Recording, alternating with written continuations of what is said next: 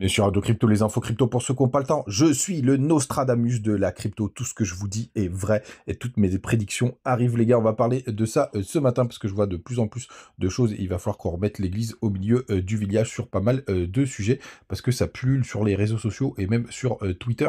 Il faut absolument qu'on en parle. On va aller voir le BTC à court terme et pas mal de petites choses, les gars. Restez branchés. C'est parti avec un BTC qui prend 2,5% ce matin à 63 600 $. On a fait un nouveau plus haut. On ira voir sur les graphiques tout à l'heure. On a Ethereum qui est un peu plus à la traîne, même s'il est juste en dessous des 3500 $.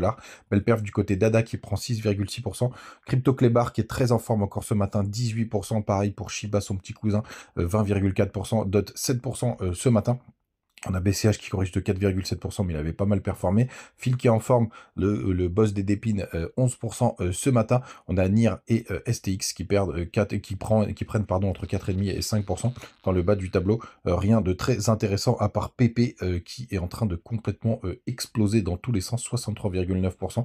Et pareil pour Bonk, on voit quand même qu'on est dans une shitcoin season assez importante. Les gars, du côté du daily du BTC, on a fait un nouveau plus haut hier. Je vous parlais de cette cassure qui pouvait arriver au niveau du triangle.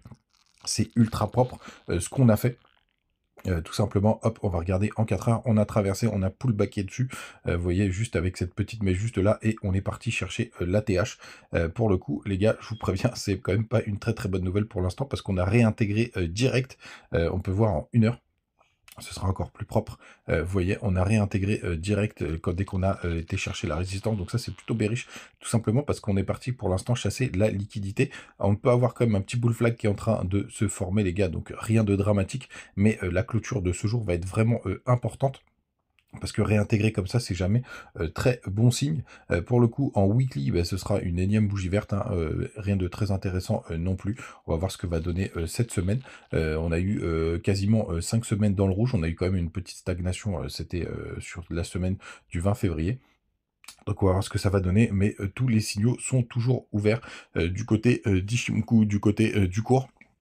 Là, même si on peut avoir une respiration, et même si on retrace même jusqu'aux 50 000 $ sans aucun problème, pour le coup, ce sera toujours bullish en weekly, puisque le dernier creux important, on va dire que c'est aux 38 000 $.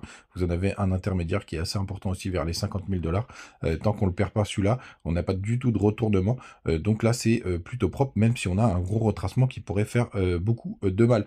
Hier, je vous disais qu'on avait un gap CME, puisqu'on avait clôturé au 63 500 si je dis pas de bêtises. Donc évidemment, on a été le chercher directement. Donc ça, c'est vraiment très très propre. Je vous en parlais dans la vidéo d'hier. Quand on a des écarts comme ça assez importants, surtout en ce moment quand tout est bullish, c'est plutôt des opportunités assez intéressantes. ETH BTC, où est-ce qu'on en est? On va faire hop la petite mise à jour. Hop, pour l'instant, BTC qui reprend de la force face à ETH. Regardez, on a un petit canal, enfin une petite trendline qui pourrait commencer à se fermer, même si c'est plus dur de checker. Hop, cette paire sur la partie, on va dire, chartisme, pour le coup. Cette petite trendline qui est très très propre là, si jamais on revient tester, hop, c'est vers les 53-54 points pour le coup, avec pourquoi pas un rebond de l'ETH et donc des altcoins sur la Coin Season Index. On est toujours à 20. Rien de 22, pardon, rien de très intéressant de ce côté-là. On attend le dégoupillage pour pouvoir avoir les alts qui surperforment. Les gars, n'hésitez pas à nous rejoindre du côté de Telegram, toujours plein de news, toujours plein d'infos. Il y en a pas mal qui me parlent de Victoria VR, parce qu'on a une belle correction ce matin. Est-ce que c'est un bon point d'entrée? Je vous laisserai aller jeter un œil. Hier, avec Altcoin France, on a partagé tout simplement mon top 10.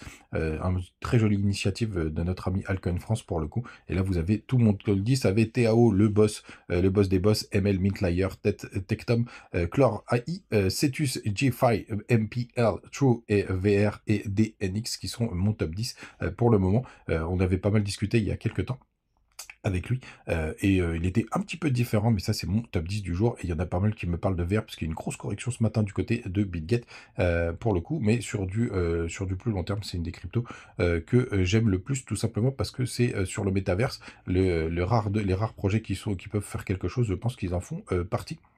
Les gars, donc n'hésitez pas à aller jeter un œil et puis de vous abonner sur Twitter, bien entendu, on a dépassé les 1000 abonnés, on est content.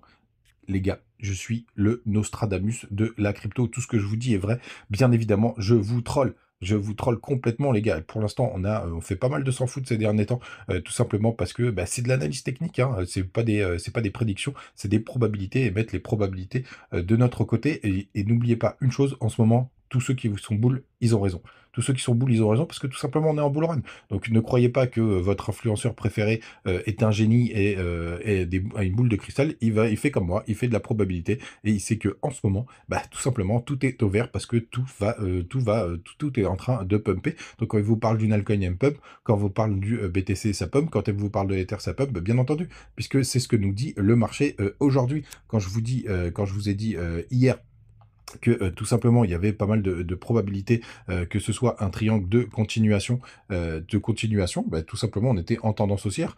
Donc d'avoir un triangle de continuation qui break vers le haut, il y a pas de surprise, il y a pas de miracle, il y a pas de mystère possible. Quand je vous disais hier qu'on allait chercher le gap CME, bah, c'est ce qu'on fait quasiment tous les week-ends, surtout quand on est boule. On avait clôturé, je crois que c'était vers les 63 500, donc forcément, bah, hier, quand on a eu la correction, bah, c'était bullish pour la suite. Et c'est toutes ces petites choses-là qu'il faut que vous ayez en tête, c'est simplement de l'analyse technique. Et bien évidemment, bah, tout se passe très très bien en ce moment. Parce que tout est boule. Quand je vous dis que je pense qu'on va réintégrer, parce que tout simplement on a été chassé un nouveau plus haut du côté de l'ATH et que derrière ça retrace directement. Bah, pour le coup, les gars, c'est pas des Nostradamus, c'est ce que le cours est en train de nous dire. Et pour le coup, bah, ça m'arrivera de me tromper. Il y a pas mal de petites cryptos où je pensais qu'on allait faire des performances et c'est pas arrivé. Donc les gars, je veux vraiment que vous ayez ça en tête. Quand vous faites de l'analyse technique, c'est que des probabilités, pour le coup, et mettre toutes les chances de votre côté. Et des fois, bah, vous serez déçus parce que vous vous êtes trompé, et des fois, il se passera tout l'inverse, parce que le BTC, n'oubliez jamais, il fait bien ce qu'il veut. Les gars, un petit point rapide sur les crypto pépites. Pour le coup, on a des très belles performances de Théaounou. Il y a Upset qui fait des nouveaux plus hauts. On en est, ça y est, à je sais plus combien, on est à x4, je crois, du côté de TAS, même x5 ce matin. South qui se porte bien. NAO, on est à x2.